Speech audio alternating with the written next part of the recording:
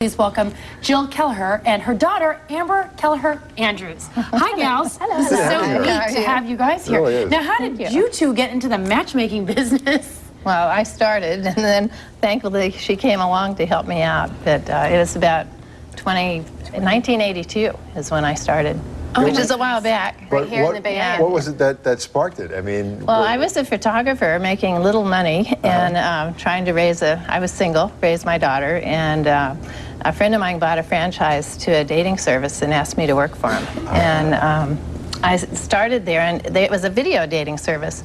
And before people came in and got the videos done, I would say, oh, you're perfect with this other person.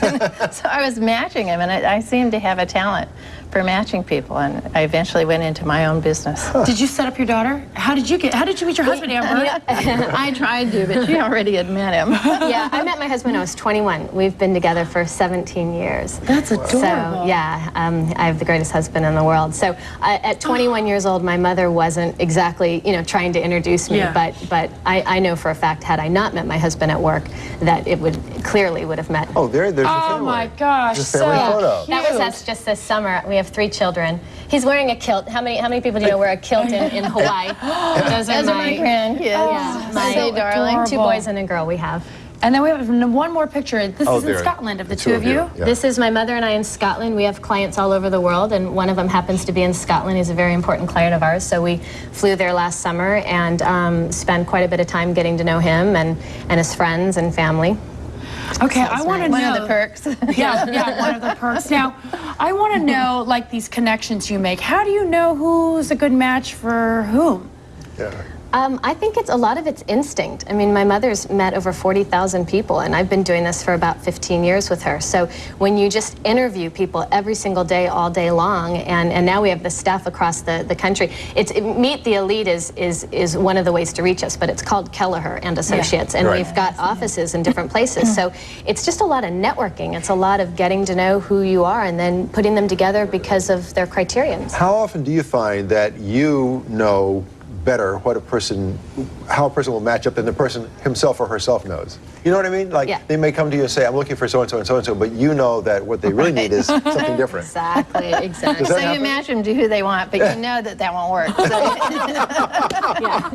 And so about the 5th match, okay, why don't we try this one? Yeah. Well, I Gotcha. know you guys That are one bigwig works. matchmakers, and you probably can't say anything, but I've read in lifestyle magazines, your clients include Jennifer Aniston, Paula Abdul. I just read that today. She's in taken? 2 articles. Yes, is that true? Can you tell us any juice? No, unfortunately, we can't say who our clients are. I wish we could. Yeah. But But we have you so guys- many great clients. Well, we've and read so many you've had famous. We opened up our Los Angeles office about 10 years ago, and I was in the entertainment business beforehand, so there's a lot of connections and networking again down there. It's really just about bringing all the single people to one place again, because you guys are so busy working, and everybody's busy, and Sure. and there's not that place anymore where everybody comes together. It used to be college, but now everybody goes to college for a career. Can you imagine?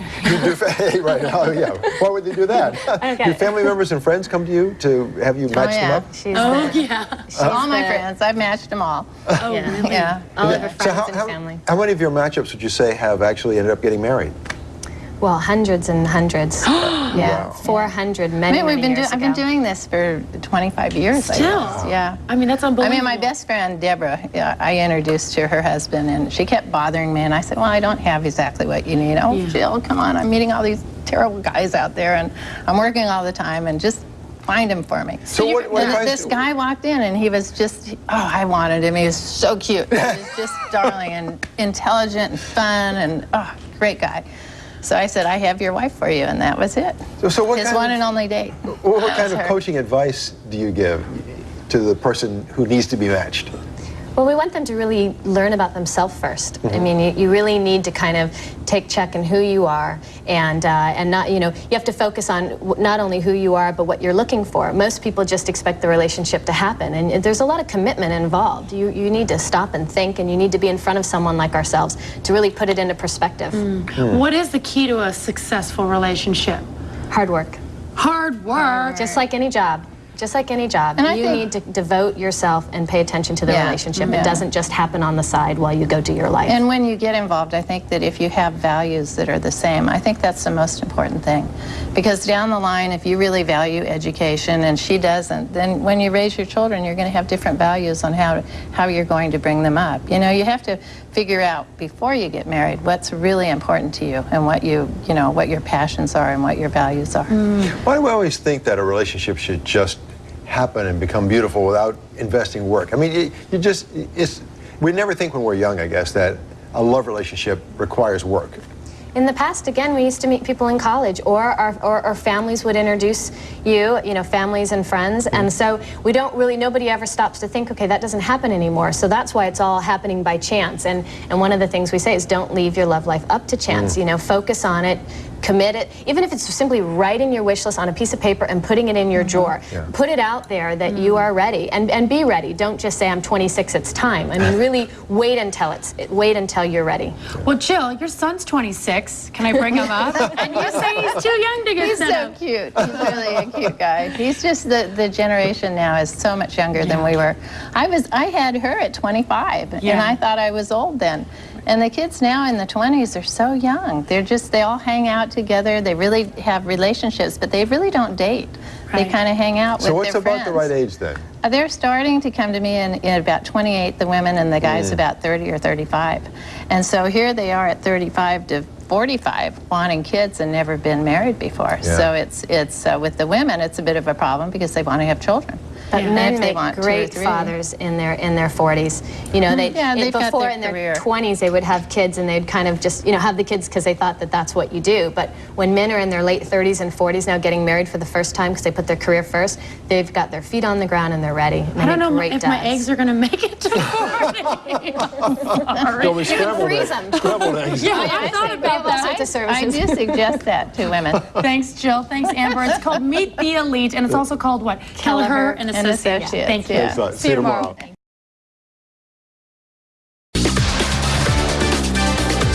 Relationships and the holidays. How do you handle bringing home someone new? Well, our mother-daughter team has some advice. They are the co-owners of Kelleher and Associates, a matchmaking company, and they are relationship coaches. Please welcome back Jill Kelleher and her daughter, Amber Kelleher Andrews. Great to see you again. Great to see you too. Hi, ladies. Now, we just had another mother-daughter team on before you, so we're going to ask you the same question. What is it like working together in a business? Awful. No. I have to do something different than the last one.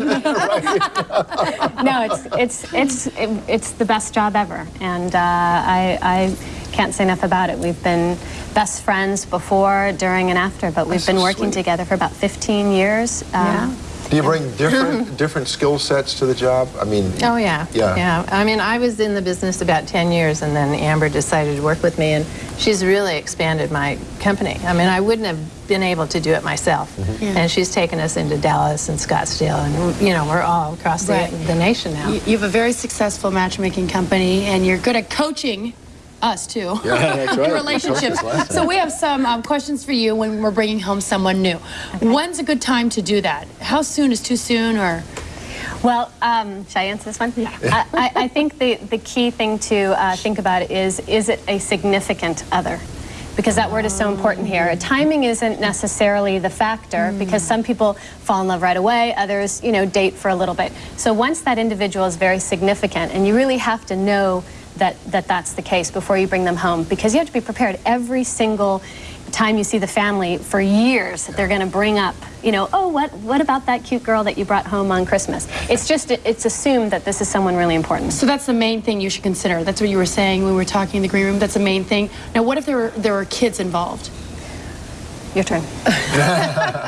Well, it gets complicated with the kids. Then I think you really don't bring the kids into a relationship until your relationship is very serious. I think that's the best way. Because children see through your eyes, and if you're really fond of someone, the children are going to be as well. And if that person is not there 2 or 3 months later, it's going to be very confusing. So, and especially, don't introduce your significant other to your children the first time during the holidays, Right. because it could ruin the entire experience for everyone. Well, here's the question that many new couples have to deal with. You bring this new significant person home to meet your family. You're not married. Should you assume that you're going to be sharing the same bedroom? That's a very good question. How old are they now? Well, let's say they're over 21. Let's say they're adults. No, you don't share the same bedroom. Right. It's uncomfortable for whether it's your parents' house or whether it's your boyfriend or your fiance's even. And it also implies that you are having sexual relations before you're married, and then that brings in religion. So it's better to be safe. Separate bedrooms, keep it simple. You can see them the next day. Right. I think once I get married, I'm still afraid to bring my husband to my parents' house and sleep in the same room. I don't want my parents to be thinking anything. Yeah, you know what? They're not exactly. Trust What's me, with going you, on your behind parents won't be thinking anything. What is that supposed to mean? It means you're pristine. Yes, that's true. That's true. Well, what about should you bring a gift to the like? Let's say I'm going to meet, my boyfriend's family, or he's going to meet my family. What should you bring? What's appropriate? I think you should really think about that. If you want to impress them, maybe do something that's like that flower arrangement, something really different. Find out if they like flowers or what kind of flowers they like, or if they like champagne. Make it a little special. And if you just bring flowers and you get them at Safeway or at a grocery store, and then you hand them to your host or hostess, they have to drop everything to make the arrangement themselves. So if you are going to bring flowers, make sure the arrangement is already there, and so you can just put it on the table. But an ornament is really nice, something that's going to last. Every year, if you plan to be with this person for the rest of your future, and you have that special ornament from the first time every single year, anybody can bring a bottle of wine or a bouquet of flowers. So take the time to really consider the gift. That's good. Now, if you bring somebody home, your significant other, does that imply marriage for the holidays? If you I think everybody's going to ask you about that. It implies a lot. And marriage, of course, would probably be the first thing that comes to mind, especially if you have a very traditional family and your grandmother's over there. And, how is it going? Is this the one? You need to prepare yourself for that. And I think it's really important also, if you invite someone to spend New Year's Eve or Christmas or Hanukkah, and then that person isn't with you a month or two later, especially for a woman, she's going to really feel like that meant something, being invited, and that maybe this is the one. And then if in your mind, if you're a man and you're just dating her, and the next thing you know, you're on to the next person, Christmas, these are special times, and it just is implied that you are special in their life. And so if it's not the one, just, you can see them at another time, but don't get them involved with your family. Okay, what if we're still looking for that significant other? You guys have a matchmaking company. Tell us about that. I know you have like this huge celebrity clientele, and I know you can't name names, but you also cater to just like everyday regular people, right? Yeah. Absolutely. Our clients, while they are very successful, they're looking for love. And love is something that chemistry and things in common and that special something, and what they do for a living doesn't necessarily make a difference. They want to fall in love, and the holidays are coming, so they have to call us immediately because we don't have a lot of time. Where do you go?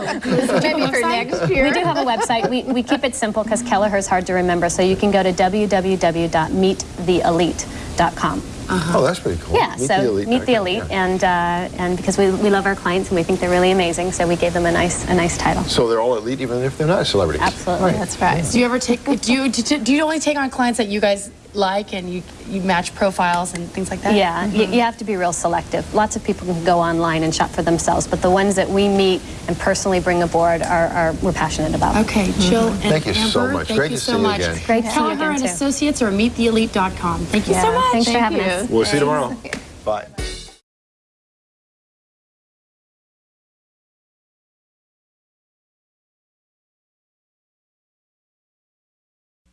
On The View from the Bay, We're having fun. right now, matchmakers to the rich and famous with the do's and don'ts for dating after divorce. Great guests. Thank you, Spencer. Good times. And of course, good food. The View from the Bay starts now.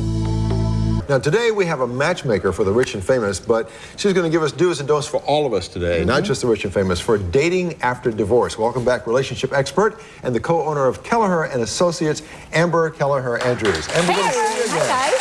Great to be back. It's great to have you back. Thank you. So, you have advised us that it's good to maintain a good relationship with your ex. Why is that? Well, I really can't stress enough how important it is to have an amicable relationship with your ex. How you relate to them and how you speak of them, especially when there's children involved, sets a standard of communication for your kids. So if you're demeaning towards your ex in front of the children, it can lead to insecurities that can be devastating for the entire family unit.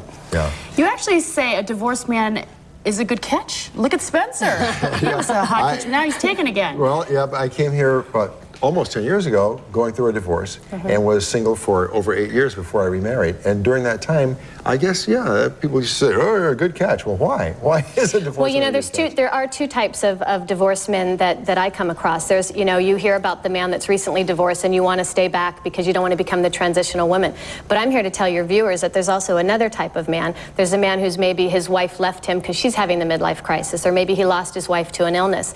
These men thrive in a marriage. They look forward to their next marriage, and the last thing that they want to do is go back into the dating field. So it's important to have an open mind. It's a little bit of a risk to date someone newly out of a marriage, but if you don't take that risk, you might miss out on a fabulous man. Oh, how is dating after divorce different, especially because there's kids involved? Yeah, dating after divorce is really different. I mean, you're older and hopefully wiser because of that, and then there are children involved. So there's lots of things that you can do. 40% of the adult population right now is divorced, and there's lots of different ways to go about this. You can set up an email account for yourself to keep privacy. You can, I recommend highly that you have a form of a telephone communication that's not your home phone, so that your children don't hear, you know, random people leaving messages. Right, so it could be your cell phone or maybe a designated phone line. And then just be very proactive about it. We're coming from a different point of view. We want to find somebody that fits into our life now, as opposed to just going out and finding someone you have chemistry with. So if you are divorced and you have kids and you start dating, when is the right time to introduce the person you're dating to your kids? That's a good question, and everybody knows, I hope, not to introduce someone that's new to your children right away, but I think people continue to make this mistake. It is really important that they are significant in your life and that you will be spending time with them in the future before you bring the children into it. So no sleepovers. No sleepovers. And you know, one of the things that you can do is you can hire a babysitter, and you can, you know, spend the time at his house or at her house. You don't bring this person into your home. Absolutely do not bring them into the home. Yeah. This can be very difficult for children. Okay. Some of the same rules apply though, like meeting at a very public place, not giving out, you know, all your numbers and your address, right? Yeah. If you're going online, for example, and there's nobody that has pre-screened them like what matchmakers do, you need to let somebody know where you are, and you need to give them the name of the person that you're meeting. And it wouldn't be too bad to have them maybe even call you during the date. But if you have somebody screening the individual, or in my case, I've met these people, and before I introduce them, you don't need anybody checking up on them. I mean, these people have been vetted. As the kids observe your behavior as the divorced parent dating again, what things do they pick up? What behaviors do they pick up from the parent? Well, I think that they pick up on everything. I mean, it's very subtle. But again, how you relate to your ex is going to be very important, because this new person in your life is either going to be part of the family unit, and you don't want to create, you know, he's the bad man or she's the bad woman with the ex. You want to have the individual that's new know that they're coming into a relationship where they're not going to be competing against your ex, and the children want to welcome this person without feeling like they're harming their mother or their father by doing so. So it's all about the relationship that you have with your ex through on. Well, you're a matchmaker to the stars. I know you can't name any of your clients because like confidentiality, but who can you name? Wait a minute, that's a trick. You can't name any, but name us one anyhow. Who's willing to be named? You know, you would really be surprised. The people nowadays, everybody's very practical. I just was on I saw a morning show the other day, and a woman was on. She said she's taking donations. She wants to run a 30-second commercial during the Super Bowl to express that she's single, and what better audience than to have all men at a Super Bowl. Right. People are smart about being single, and they come to matchmaking firms. So our client range from you know, everybody to the rich and famous. Yeah, if you're looking for Amber services, you can go to our website and find out how to get in touch with her and find the match of your dreams. Yeah, That's right. Thank you so much, Amber. Thanks for having me back. Really, happy Halloween. Happy Halloween to you.